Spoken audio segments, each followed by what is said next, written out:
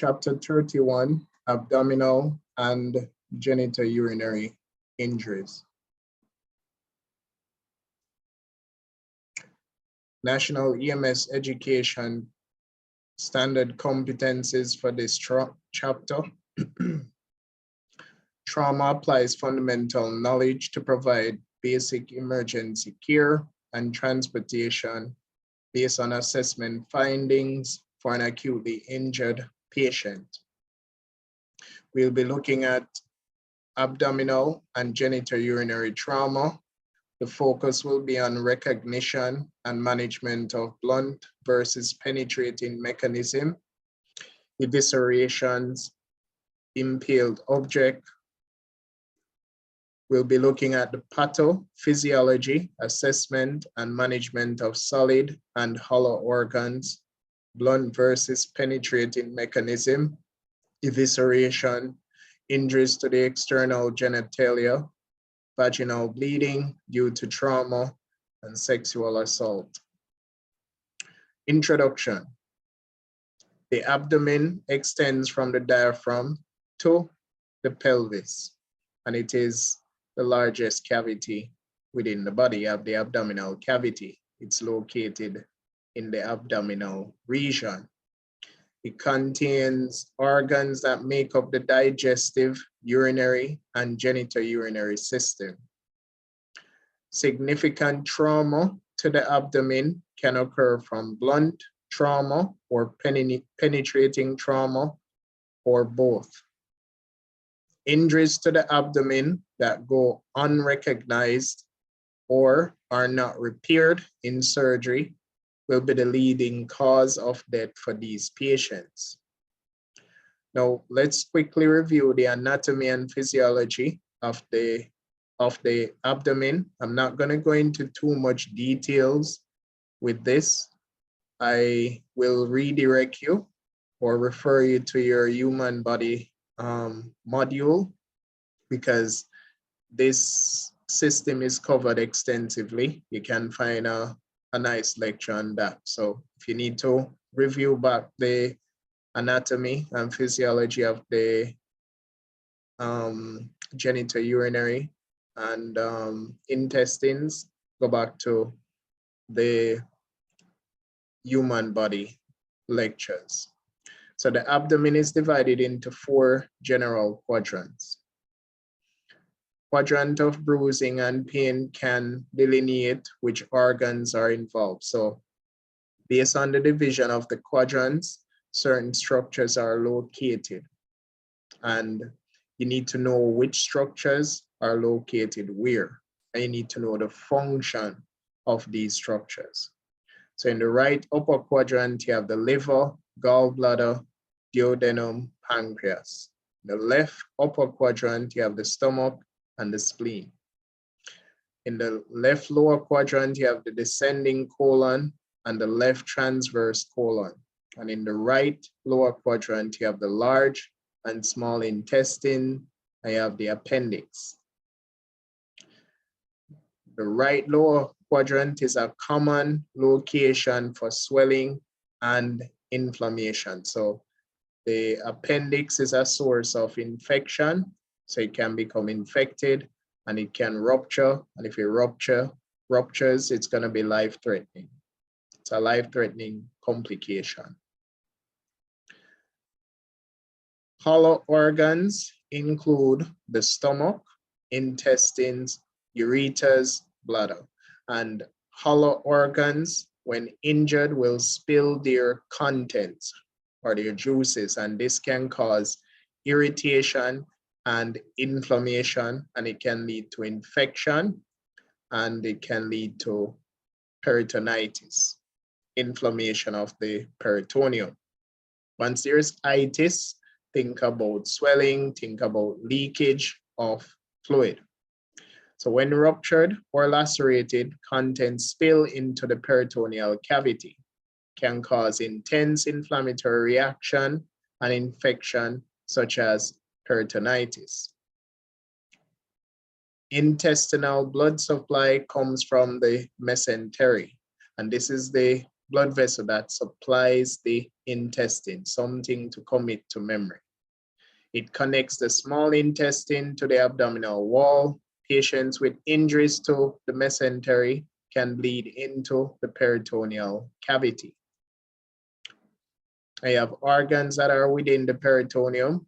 I have retroperitoneal organs. So you need to be familiar with your hollow organs and your solid organs. Hollow organs spill their contents when damaged.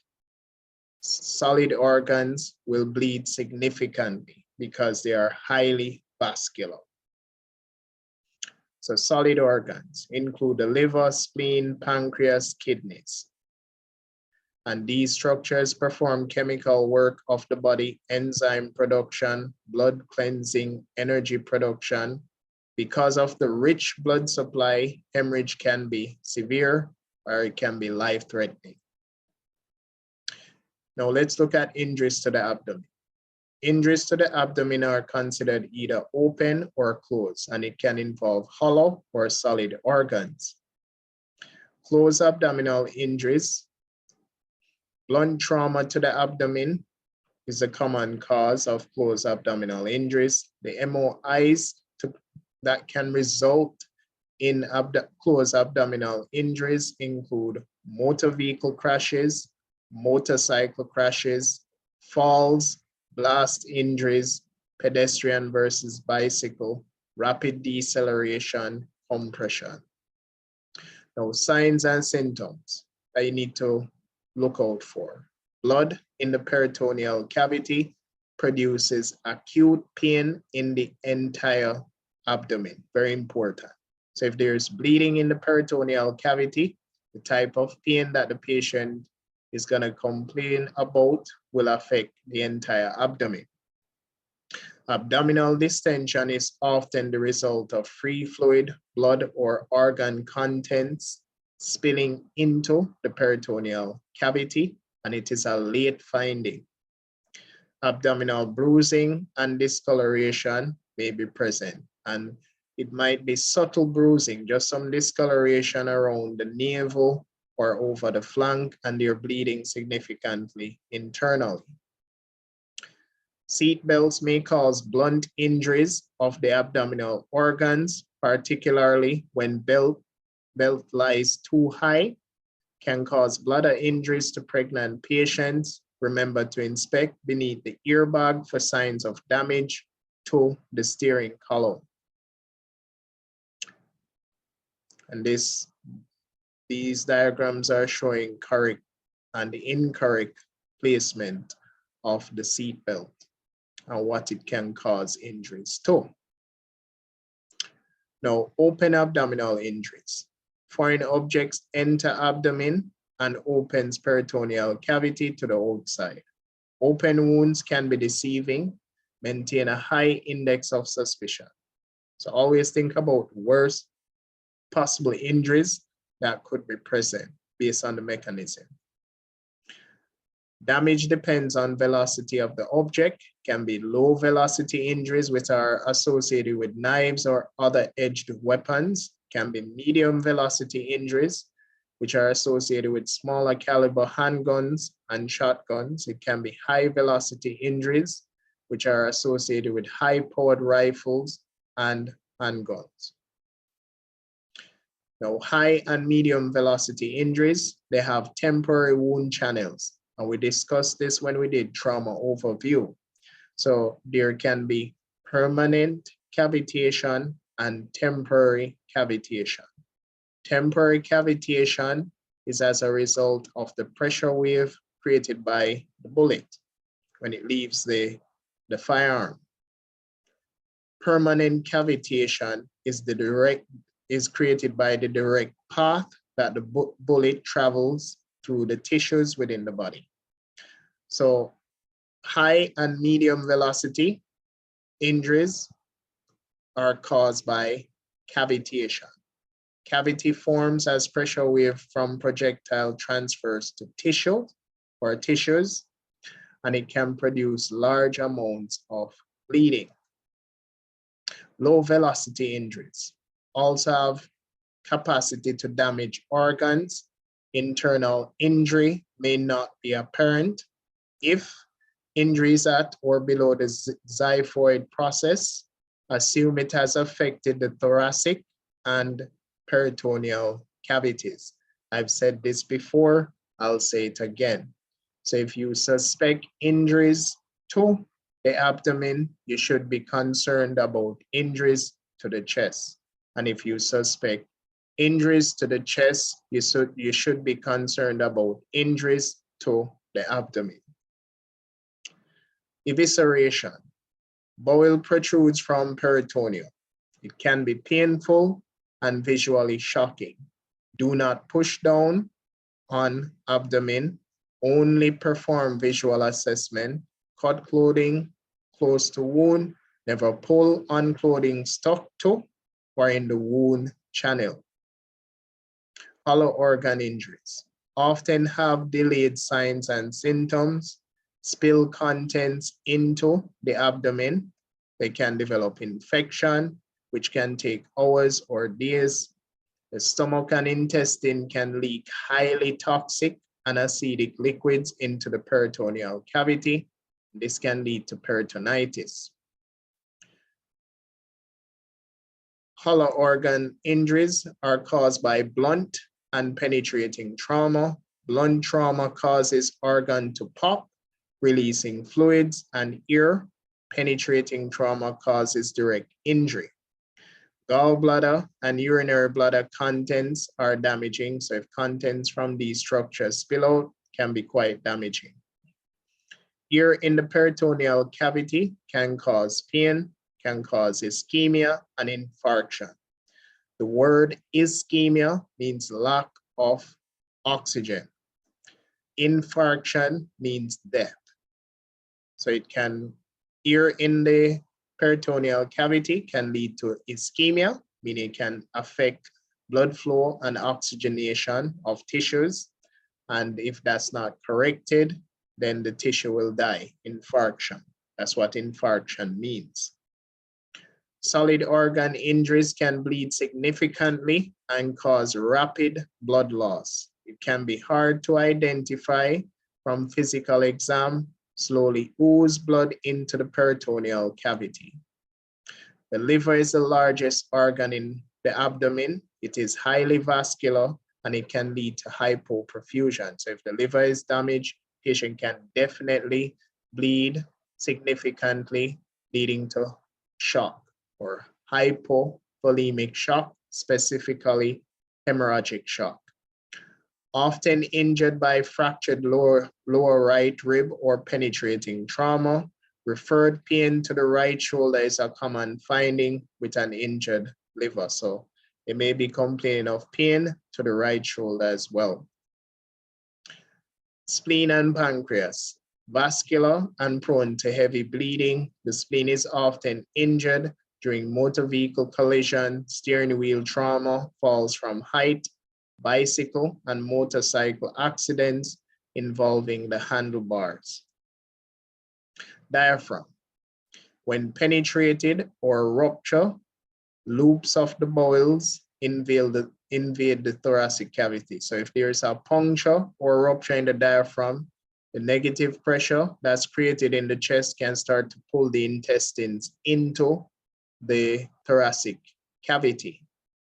The patient will definitely be showing signs of difficulty breathing as a result of that. Kidneys. The kidneys when injured can cause significant bleeding or significant blood loss will occur when the kidneys are injured. Common finding is blood in the urine, hematuria. Blood visible on urinary meatus indicates significant trauma to the genitourinary system. Now, patient assessment of abdominal injuries. Assessment of abdominal injuries is difficult because of the size of the abdominal cavity and the type of structures that are located there. Causes of injury may be apparent, but resulting tissue damage may not be. So You might know what is the cause of the injury, but you might not be able to pinpoint specifically where the injury is. Patient may be overwhelmed with more painful injuries. Some injuries develop and worsen over time. Scene size up. Standard precautions of gloves and eye protection should be a minimum. Be sure scene is safe for you and your crew members. Call for additional resources early if needed. If you suspect significant trauma to the abdominal region, request ALS early. Mechanism of injury or nature of illness, you need to consider that. Observe the scene for early indicators of the MOI. Consider early spinal precautions. Consider all of the injuries the MOI could have produced. After your scene size up, next is your primary assessment. Quickly form a general impression and note the patient's level of consciousness. Severe external hemorrhage must be addressed before airway or breathing. Ensure that the patient has a patent airway. Circulation, treat signs and symptoms of shock aggressively. And for abdominal injuries, if your service allows you to do IV access and fluid resuscitation, it will be necessary for these patients. However, ensure that if you're going to be doing IV access and fluid resuscitation, it is controlled. So we do not want to dilute the patient clotting factors, especially if you suspect internal bleeding. But these patients will benefit from fluid resuscitation, and the IV access and fluid resuscitation that is being done at this point doesn't replace the blood. So only blood can replace blood. What we're doing is expanding the vascular volume to buy time until blood is available for the patient. Now, transport decision. And I've said this many times. After your ABCs, what is the patient's GCS? Do you need to do a rapid scan or a focus? Is it a load and go or a stay and play patient? You need to make some decisions. After you package the patient for transportation, the next phase would be history taking. So transport decision. Patients with abdominal injuries should be evaluated at the highest level of trauma center available. So the best hospital in your primary service area should be dealing with these patients. After the ABCs and you write down the patient's GCS and decide whether you need to do a rapid scan or focus or load and go, when you package a patient and put the patient in the back of your unit, if that patient is talking, talk to your patient. So it's history taking. Then vital signs. If the patient is not talking, do your vital signs, consider the physical findings. Then think about who is present unseen that can give you information about the patient. Investigate the chief complaint and the MOI. Identify signs, symptoms, and pertinent negatives.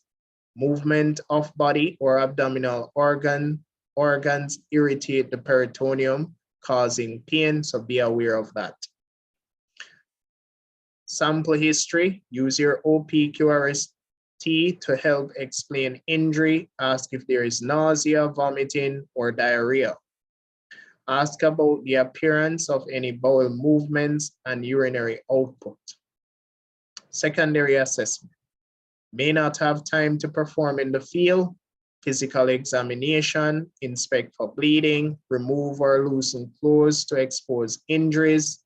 Patient should remain in a position of comfort, and usually these patients will want their knees drawn up, or they will prefer the fetal position because it eases pressure off the abdomen.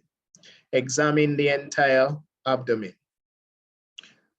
And if you observe pulsations in the abdomen, so if you can see pulsations in the abdomen, do not palpate it. Use DCAP BTLS, inspect and palpate for deformities, look for the presence of contusions, abrasions, puncture wounds, penetrating injuries, burns. Palpate for tenderness and attempt to localize to specific quadrant of the abdomen. Swelling may indicate significant intra-abdominal injury. Palpate the quadrant farthest away from the quadrant exhibiting signs of injury and pain, and you always compare left to right. So do not start with the painful quadrant first, but always compare left to right. Palpate the quadrant farthest away from the quadrant exhibiting signs of injury and pain. It allows you to investigate the possibility of radiation of pain, perform a full body scan to identify injuries. If you find life threat, stop and treat it. So once you find something that is life-threatening, do not ignore it. Address the life-threatening complications. Assess the need for spinal immobilization. Inspect and palpate kidney area for tenderness, bruising, swelling, or other trauma signs. Hollow organs will spill contents into the peritoneal cavity. Vital signs. Many abdominal emergencies can cause a rapid pulse and low blood pressure. And remember, once you see a low blood pressure, so once you find a low blood pressure in your patient, they are in the decompensating phase of shock. If you start to lose your peripheral pulses, so if you cannot feel a peripheral pulse in the patient, they are in decompensating shock. If you can barely feel a peripheral pulse, it feels very weak, very thready, they're in decompensating phase. Record of vital signs will help identify changes in the condition. So we need vital signs to identify trends. Is a patient trending up? Is a patient trending down? Use appropriate monitoring devices. Assessment of an isolated abdominal injury. Visually inspect the abdomen for penetrating wounds. If an entrance wound is found, check for a corresponding exit wound, especially if it's a gunshot wound. Do not remove any impaled object in the abdomen. For your reassessment, repeat the primary assessment and reassess vital signs, reassess intervention and treatment. Communication and documentation. Outline the patient's MOI, injuries, and relevant vital signs. Emergency medical care of abdominal injuries. So for closed abdominal injuries, monitor and evaluate for the progression into shock. Monitor for shock. They can go into shock fairly quickly, right? Especially if a large blood vessel is bleeding in the abdominal cavity. The patient may experience nausea and vomiting. Administer oxygen to patients who are unconscious or in shock. Assist ventilations if necessary. Consider calling ALS for gastric tube placement. For open abdominal injuries, patients with penetrating injuries, generally obvious wounds, external bleeding, maintain a high index of suspicion for serious unseen blood loss. Look for clues. Inspect the patient's back and sides for exit wound. Apply dry sterile dressing to all open wounds. If penetrating object is still in place, apply stabilizing bandage around it. For evisceration, severe laceration of the abdominal wall may result in internal organs or fat protruding through the wound. Never try to replace a protruding organ. Keep the organ moist and warm. Cover with moist and sterile dressing. Secure dressing with a bandage. secure bandage with tape, or if you have an occlusive dressing, use that.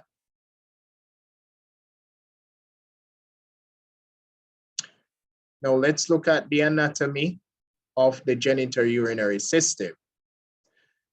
Now, the main function of the genitourinary system is to control reproductive function and waste discharge. Organs of the genitourinary system are located in the abdomen. You have the male genitalia, which lie outside the pelvic cavity, and you have the female genitalia, which lies within the pelvic cavity.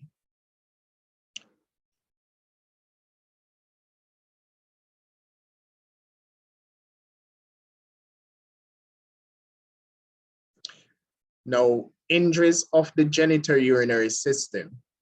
Kidney injuries, not uncommon and rarely occur in isolation. So kidney injuries are not uncommon, and rarely that will be the only injury that the patient has. So always have a high index of suspicion for other unseen injuries. Kidneys line a well-protected area, so a forceful blow or a penetrating injury is often involved when the kidneys are injured. Suspect kidney damage if patient has evidence of any of the following: abrasion, laceration, contusion on the flank, penetrating wound in region of the flank or upper abdomen, fractures on either side of the lower rib cage or lower thoracic or upper lumbar vertebrae, a hematoma in the flank region. Urinary bladder injuries may result in rupture. Urine spills into surrounding tissues, will cause irritation. Blunt injuries to lower abdomen or pelvis can rupture the urinary bladder. In males, sudden deceleration can shear the bladder from the urethra. In later trimesters of pregnancy, bladder injuries increase.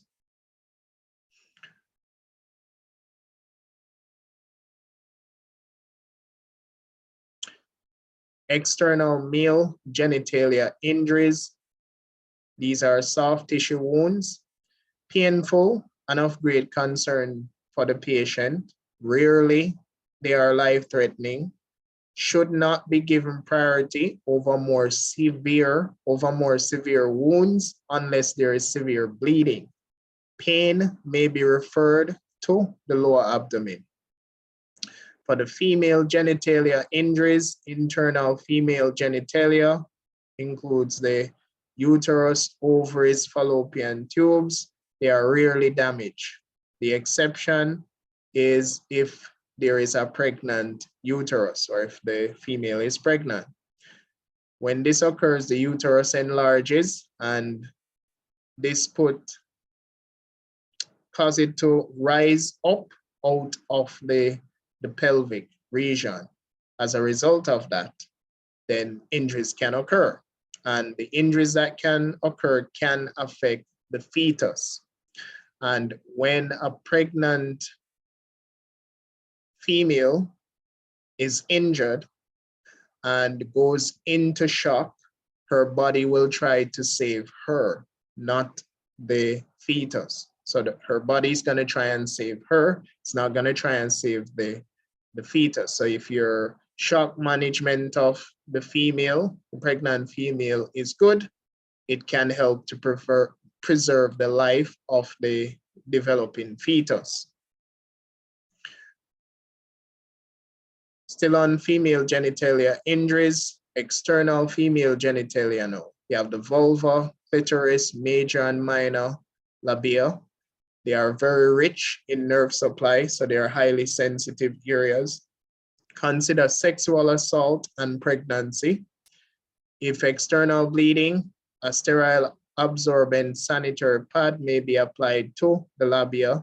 Do not insert anything into the vagina. There will be exception, but we're not discussing the exceptions right now. When we look at obstetrics, we'll talk about exceptions, but otherwise do not insert anything inside the vagina. Now, patient assessment of genitourinary system. Potential for patient embarrassment exists, so be tactful, be diplomatic. Maintain a professional presence, provide privacy, have EMT of same gender perform assessment. Be professional. When your scene size up, ensure that the scene is safe, assess the scene for hazards and threats, apply standard precautions, look for indicators of the MOI. Patient may avoid discussion to avoid undergoing physical exam. Patient may provide an MOI that seems less embarrassing than the actual MOI. After your scene size up, primary assessment. Quickly scan patient to identify and treat live threats. Genitourinary system is very vascular, it's highly vascular. Life-threatening hemorrhage must be addressed immediately once it's present. Airway and breathing, ensure the patient has clear and patent airway. Provide assisted ventilations with a bag mask device as needed. Consider advanced airway if the patient is unresponsive. And that procedure would be by ALS. Circulation, assess pulse rate and quality. Closed injuries do not have visible signs of bleeding, treat for shock. After your ABCs, what is the patient's GCS? Do you need to do a rapid scan or focus? Is it a load and go patient? Is it a stay and play patient? Transport decision. Any injury to the genitourinary system can be life-altering. Transport to a trauma center. When you package a patient in the back of your unit, if the patient is talking, talk to your patient, so get your history, then vital signs. If the patient is not talking to you, do your vital signs at that point, consider physical findings, then think about who is present on location that can give you information, valuable information, because sometimes the information they're providing is not useful about the patient. So investigate the chief complaint. Common associated complaints with genitourinary injuries are nausea and vomiting, diarrhea, blood in the urine, vomiting blood, abnormal bowel or bladder habits. Sample history, use your OPQRST to learn about the patient's pain. Ask patient about output, especially blood in the urine. Ask about allergies, last intake of food and fluid. Address events leading up to injury. For your secondary assessment, physical examinations, genitourinary system injuries can be awkward to assess and treat. Focus on specific region of the body. When isolated injuries present, look for decap BTLS, identify wounds and control bleeding. Obtain vital signs and reassess frequently. For reassessment, intervention, repeat primary assessment and vital signs, reassess interventions and treatment, adjust interventions as needed. For communication and documentation, communicate all concerns to the hospital staff, describe and document all injuries and treatments given. Now, emergency medical care for genitourinary injuries. For the kidney injuries, injuries may not be obvious. You will see signs of shock and blood in the urine. Treat for shock, transport promptly, monitor vital signs en route. For the urinary bladder injury, suspect if you see blood at the urethral opening, signs of trauma to the lower abdomen, pelvis, or peritoneum. And the peritoneum is that area between the anus and the vaginal opening. In the presence of shock or associated injuries, transport promptly, monitor vital signs en route. For external male genitalia, make the patient comfortable as possible. Use sterile moist compress to cover areas stripped of skin. Apply direct pressure with dry sterile gauze dressings to control bleeding. Never move or manipulate foreign objects in the urethra. Identify and take avulsed parts in bag to hospital with patient. Amputation of the penile shaft. For amputation of the penile shaft, managing blood loss is a top priority. Use local pressure with sterile dressing. Surgical reconstruction is possible if you can locate the amputated part. When an erect penis is bent sharply, the shaft can be severely damaged. Sometimes it requires surgical repair associated with intense pain, bleeding, and fear. Laceration of the head of the penis is associated with heavy bleeding. Apply local pressure with sterile dressing. Skin of the shaft or foreskin can get caught in the zipper. If small segment of zipper is involved, try to unzip. If long segment of zipper is involved, cut the zipper out of the pants with heavy scissors. Urethral injuries are not uncommon for the external male genitalia. Straddle injuries, pelvic fractures, and penetrating wounds of the peritoneum can occur. Important to know if the patient can urinate and if there is blood in the urine. Foreign bodies protruding from the urethra will have to be surgically removed. For avulsion of the skin of the scrotum, so avulsion of the skin of the scrotum may damage scrotal contents. Preserve avulsed skin in moist sterile dressing. Wrap scrotal contents or perineal area with a sterile moist compress. Direct blows to scrotum can result in rupture of the testicle or accumulation of blood around the testes. Apply ice to the scrotum. Apply ice to the scrotal area. For the female genitalia, treat lacerations and avulsions with moist, sterile compresses. Use local pressure to control bleeding. Hold dressing in place with diaper-type bandage. Do not pack dressings into the vagina. Leave any foreign bodies in place after stabilizing with bandages. Injuries are painful, but not life-threatening. For rectal bleeding, it's a common complaint. Possible causes include sexual assault, rectal foreign bodies, hemorrhoids, colitis, ulcers. For sexual assault and rape are common. Victims are generally women, but it can be men and children as well. Often, there is little you can do beyond providing compassion and transport. Patient may have sustained multi-system trauma and need treatment for shock. Be professional, be diplomatic. Do not examine genitalia unless obvious bleeding requires application of dressing. Follow appropriate procedures and protocol. Shield the patient from curious onlookers. Document patient's history, assessment, treatment, and response to treatment. Follow crime scene policy of your EMS system. Advise patient not to wash, bathe, shower, douche, urinate, or defecate until after examination.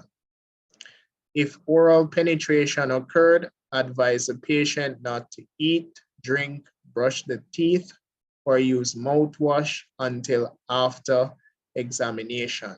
Handle the patient's clothes as little as possible, and anything that's evidence cannot go into plastic bags, it needs to go into paper bags. Make sure the EMT caring for patient is the same gender as patient whenever possible. treat medical injuries, and provide privacy, support, and reassurance. And that would bring us to the end of this chapter.